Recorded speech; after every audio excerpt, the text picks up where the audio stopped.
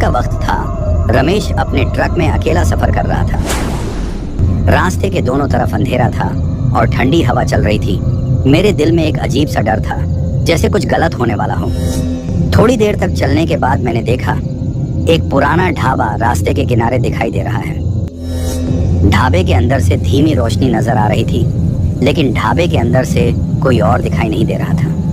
मैंने ट्रक रोका और सोचा क्यों ना चाय पी ली जाए, और मैंने धीरे से ट्रक का दरवाजा खोला। मैं धीरे धीरे ढाबे के अंदर गया। अंदर का माहौल अजीब सा था, पुराना सा ढाबा, जैसे कभी इसकी सफाई नहीं की गई। एक बूढ़ा आदमी ढाबे में कुर्सी पर बैठा था।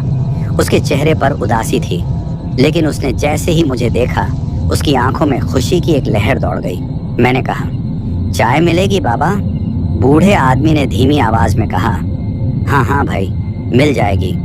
कुछ देर बाद बूढ़े आदमी ने चाय लाई और मुझे दे दी, और अब मैं चाय पीने लगा और अपने आसपास देखने लगा। तभी मेरी नजर ढाबे के कोने में बैठी एक बूढ़ी औरत पर गई, जो कि अंधेरे में बैठी हुई थी और उसका चेहरा जमीन की तरफ था। मैंने सोचा बेचारी को किसी मदद की जरूरत होगी, तो मैंने उससे बात करने की सोची। मैंने पूछा, माँ जी, आप अंधेरे में क्या कर रही हो और आप कौन हो? लेकिन बूढ़ी औरत ने मेरी बात का कोई जवाब नहीं दिया। मैंने दोबारा पूछा, आप कौन हैं और अंधेरे में क्या कर रही हो? लेकिन इस बार बूढ़ी धीरे धीरे हंसने लगी। मुझे अजीब लगा। मैंने सोचा, अजीब औरत है, मैं इससे क्या पूछ रहा हूँ और ये हंस रही है। और फिर उसकी हंसी और तेज हो गई। अब मेरा दिल धड़कने लगा। ये सब देखकर मेरा चेहरा लाल हो गया। मैं बस यही सोच रहा था कि ये सब आखिर हो क्या रहा है। मैंने धीरे से पीछे मुड़कर ढाबे के मालिक को देखा तो मैं और ज्यादा डर गया। मैंने देखा उसका भी रूप बदल चुका था। उसका चेहरा अब भयानक और अजीब हो गया था। उसकी आंखें अब पूरी तरह से काली हो चुकी थीं और उसके मुंह में गंदे दांत, जो मुंह से बाहर की ओर दिखाई दे रहे थे। अब वह भी जोर से हंसने लगा।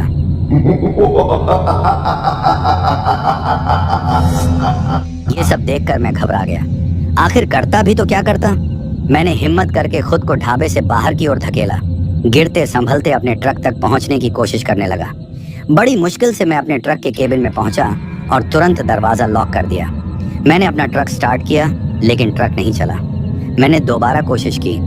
ट्रक का इंजन आवाज कर रहा था, लेकिन स्टार्ट नहीं हो रहा था। मैं डर से कांप रहा था और अब और ज्यादा घबरा गया। मैंने सोचा, ये मेरे साथ आज क्या हो रहा है। मैंने फिर से कोशिश की और भगवान का नाम लिया, लेकिन इस बार ट्रक स्टार्ट हो गया।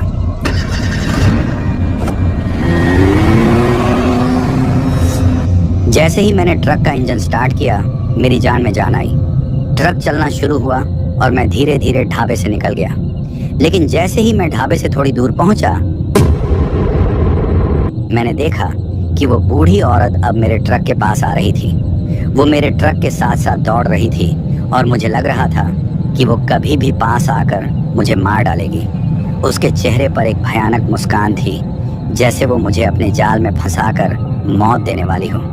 अब मुझे समझ आ गया था कि आज मेरा आखिरी दिन है, लेकिन मैं हिम्मत नहीं हार सकता था।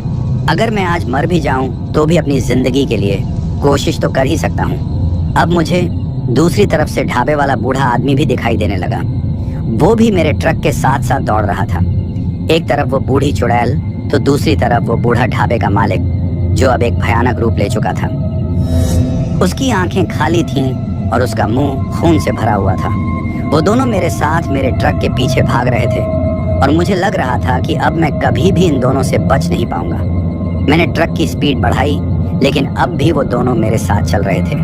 मेरे हाथ कांप रहे थे और मेरा मन घबरा गया था। तभी मुझे अपने दिल से हनुमान जी की याद आई। मैंने अपनी आंखें कुछ पल के लिए बंद की और हनुमान जी को याद करने लगा। अभी मैं हनुमान जी को याद ही कर रहा था कि वो बुढ़िया मेरे ट्रक के दाहिनी तरफ चढ़ गई और एक जोरदार आवाज आई, जैसे कोई मेरे ट्रक के ऊपर चढ़ गया हो। जो मेरे ट्रक के ऊपर था वो वही बूढ़ा ढाबे वाला मालिक था, जो अब एक भूत बन चुका है। मैंने अपने ट्रक के साइड मिरर में देखा तो वो बुढ़िया चुड़ैल मेरी तरफ ही आ रही थी। मैं और भी डर गया और मेरे पैर जैसे अकड़ गए हों। मेरे कंट्रोल मेरे ट्रक से हट रहा था, लेकिन मैंने हिम्मत करके हनुमान जी को फिर से याद किया और हनुमान चालीसा का पाठ करने लगा। जय हनुमान ज्ञान गुण सागर, जय कपीस तिहु लोक उजागर। जैसे ही मैंने हनुमान चालीसा पढ़ना शुरू किया, मेरी रूह में एक ताकत सी आई। मेरा मन शांत हो गया। अब वो बूढ़ी चुड़ैल जोर जोर से चीखने लगी और ट्रक के ऊपर बैठा वो बूढ़ा ढाबे वाला भूत भी चीखने लगा। जैसे जैसे मैंने हनुमान चालीसा का पाठ पूरा किया, एक अजीब सी रोशनी मेरे ट्रक के आसपास से गुजर गई। तभी वो बुढ़िया औरत और ढाबे का बूढ़ा आदमी एकदम से चीखते हुए गायब होने लगे। उनकी चीखें इतनी भयानक थीं कि उनको सुनकर कोई भी डर से कांप जाए। लेकिन थोड़ी देर बाद अब वो चीखें गायब हो गईं और उनकी परछाई भी अब खत्म हो चुकी थी। जय हनुमान, मैंने जोर से कहा और ट्रक की स्पीड और भी तेज हो गई। मैंने देखा कि वो दोनों अब मेरे ट्रक से गायब हो चुके थे।